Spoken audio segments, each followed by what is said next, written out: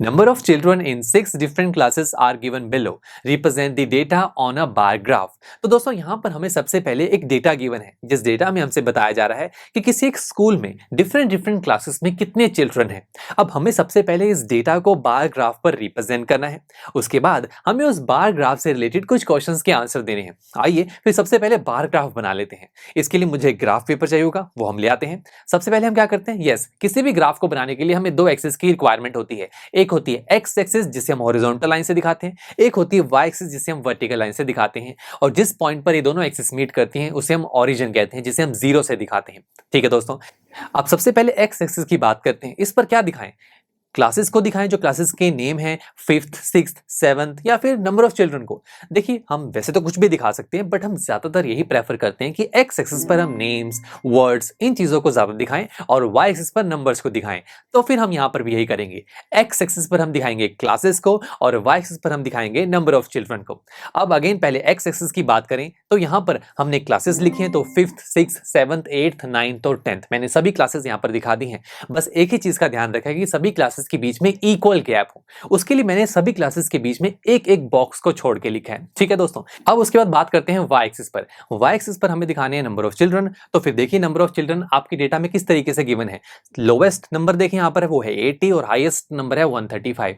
यानी कि आपको 80 to 135 वाले नंबर्स को इस लाइन पर शो करना है। कैसे शो करें, देखिए पहला तरीका तो ये है, यहाँ पर ओरिजिन है, जीरो है, जीरो से स्टार्ट करते हैं 1 2 3 4 5 और चलते चलते 135 तक चले जाते हैं। कर सकते हैं ऐसा, बट ऐसा तो मुश्किल हो जाएगा हमारे लिए। क्यों? क्योंकि ऐसा करने से तो वाई एक्सिस बहुत लंबी हो जाएगी और इतना बड़ा ग्राफ पेपर भी मार्केट से नहीं मिलता।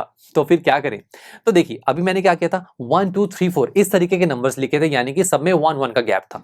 अब अगर मैं गैप को इंक्रीज कर दूं तो हाँ, वाई एक्सिस फिर छोटी हो सकती है। जैसे कि 10 का गैप ले लेते हैं, 0 to 10 20 30 40 50 60 70 80। बट वेट, अब आया है 80, मुझे तो 135 तक जाना है। ऐसा करने से भी देखिए वाई एक्सिस बहुत लंबी हो जाएगी। अगेन अब आप सोच रहे होंगे ठीक है फिर गैप को और बढ़ा देते हैं। हाँ ऐसा कर सकते हैं, बट वेट, गैप को बढ़ाने के अलावा भी एक और इजी काम है। वो क्या, देखिए अभी हमने डेटा से देखा कि हमें 80 to 135 के बीच के नंबर्स चाहिए, यानी कि मुझे 80 से नीचे वाले नंबर्स की कोई नीड नहीं है। अगर कोई नीड नहीं है तो इसे डिलीट कर देते हैं। कैसे डिलीट करें, देखिए हम 80 तक तो आ गए, तो अगर मैं ऊपर से वाई एक्सिस को पकड़ के नीचे दबाऊं तो नीचे जैसे दबाएंगे तो 80 नीचे आ जाएगा। अब आपने देखा जैसे ही मैंने वाई एक्सिस को ऊपर से नीचे दबाया तो जैग्ड लाइन आ गई। ये जैग्ड लाइन हमें क्या शो कर रही है, देखिए पहले बात यह है कि आई क्यों। सबसे पहले अगर आप इस चीज को ऐसे समझेंगे कि आपके पास अगर एक थ्रेड है, आपने एक साइड से उसे पकड़ा हुआ है और दूसरी साइड से अगर आप उस थ्रेड को दबाएंगे तो जिस तरफ से आपने पकड़ा है वहां से वो थ्रेड मुड़ने लग जाएगा। और यही चीज यहां पर हुई है, जैसे आपने वाई एक्सिस को नीचे की तरफ दबाया तो ये नीचे से मुड़ गई, जिसे हम बोलते हैं जैग्ड लाइन। और इस मुड़ने का मतलब यह है कि हम इस जैग्ड लाइन पर 0 से लेके 80 के बीच में आने वाले नंबर्स को इंक्लूड नहीं करेंगे।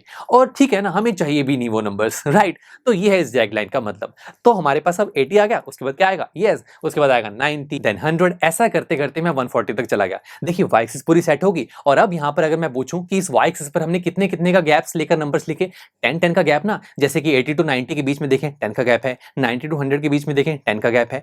और ये गैप किस चीज को रिप्रेजेंट कर रहा है, एक कंप्लीट बॉक्स को। और इस बॉक्स को मैथ्स की लैंग्वेज में यूनिट कहते हैं। तो मैं कह सकता हूं कि हमारे इस ग्राफ में वाई एक्सिस में जो 1 यूनिट है, जो 1 बॉक्स है, वो 10 स्टूडेंट्स के इक्वल है, बिकॉज सभी नंबर्स के बीच में 10 10 का गैप है। और इस चीज को हम हमारे ग्राफ का स्केल कहते हैं। यस माय फ्रेंड्स, चलिए अब सारी चीजें सेट हो गई हैं, अब ग्राफ बनाते हैं। सबसे पहले 5th क्लास की बात करें। 5th क्लास में 135 स्टूडेंट्स हैं, तो पहले 5th क्लास को पिक किया, यहां से बार ड्रॉ करेंगे और 135 तो जाएंगे। वेट, यहां 135 तो है ही नहीं, तो क्या करें। हाँ, आप में से कई स्टूडेंट सोच रहे होंगे कि ये 130 और 140 कहीं बीच में होगा। बिल्कुल सही, बट एग्जैक्ट लोकेशन कैसे फाइंड करें। इसे फाइंड करने के लिए देखिए हमें ये तो पता लगा कि 130 और 140 के कहीं बीच में होगा। तो मैं इस पूरे पोर्शन को थोड़ा जूम करता हूं। जैसे मैंने इसे जूम किया तो हम देख रहे हैं कि इस 130 से 140 के बीच में एक बॉक्स आ रहा है। हमें इस बॉक्स की वैल्यू पता है, जिसे मैं यूनिट कहता हूं। क्या थी वो वैल्यू, हमने स्केल में भी लिखी हुई है। 1 यूनिट जो है वो रिप्रेजेंट कर रही है 10 स्टूडेंट्स को, राइट। अब इस यूनिट को भी ध्यान से ऑब्जर्व किया जाए तो उसके बीच में छोटी छोटी लाइंस हैं, जो कि हैं 10 लाइंस, जिसे हम डिविजन्स कहते हैं। तो हम कह सकते हैं कि इस 1 यूनिट में 10 डिविजन्स हैं। तो मैं कह सकता हूं ना कि 10 divisions represent 10 students. By unitary method मैं ये भी कह सकता हूं कि 1 डिवीजन किसकी इक्वल होगी फिर, yes, 10 by 10, right, which is equal to 1। यानी कि इस यूनिट में जो 1 डिवीजन है वो 1 स्टूडेंट को रिप्रेजेंट कर रही है। अब देखिए कितना आसान हो जाएगा। देखिए हम 130 तक तो आ गए थे, हमें 135 चाहिए। तो जैसे ही मैं एक स्टेप आगे जाऊंगा, एक डिवीजन आगे जाऊंगा, तो मुझे क्या मिलेगा, 131, बिकॉज एक डिवीजन 1 स्टूडेंट को रिप्रेजेंट कर रही है।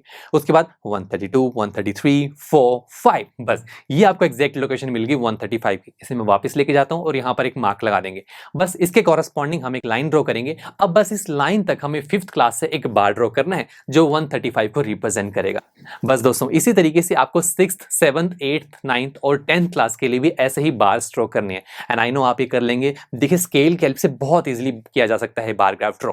चलिए बार ग्राफ तो बन गया, अब हमें इससे रिलेटेड कुछ क्वेश्चंस के आंसर देने हैं। First question, how would you choose a scale? ये तो हमने अभी भी देख लिया कि हमारे पास स्केल क्या था कि हम 1 यूनिट में 10 स्टूडेंट्स को कंसीडर कर रहे हैं, यानी कि 10-10 के गैप में हमने नंबर्स को लिखा है। ठीक है, ये तो बहुत आसान था। बी पार्ट की तरफ चलते हैं। यहां पर हमसे कहा गया सबसे पहले पार्ट में which class has the maximum number of children and the minimum. हमें सबसे पहले उस क्लास के बारे में बताना है जिसमें सबसे ज्यादा स्टूडेंट्स हो। देखिए दोस्तों, सबसे ज्यादा स्टूडेंट्स की बात करें वो वाई एक्सिस पर ही है स्टूडेंट्स, और वो एक वर्टिकल लाइन है। तो यानी कि जिस बार की हाइट यानी कि वर्टिकली जो सबसे ऊपर होगा, यस उसके कॉरस्पॉन्डिंग जो क्लास होगी वहां स्टूडेंट सबसे ज्यादा होंगे। ओके, तो हम देख पा रहे हैं कि 5th क्लास के कॉरस्पॉन्डिंग जो बार की हाइट है वो सबसे ज्यादा है। तो हम यहां पर ही कह सकते हैं कि 5th क्लास में सबसे ज्यादा चिल्ड्रन है। उसके बाद अगर मैं बात करूं, आगे हमसे पूछा गया था कि मिनिमम चिल्ड्रन किस क्लास में है, तो उसके लिए भी हम बहुत इजीली देख सकते हैं। आप देखिए कौन सा ऐसा बार है जिसकी हाइट सबसे कम है, वो है 10th क्लास, यानी कि 10th क्लास में सबसे कम चिल्ड्रन है। यही हमें बताना था।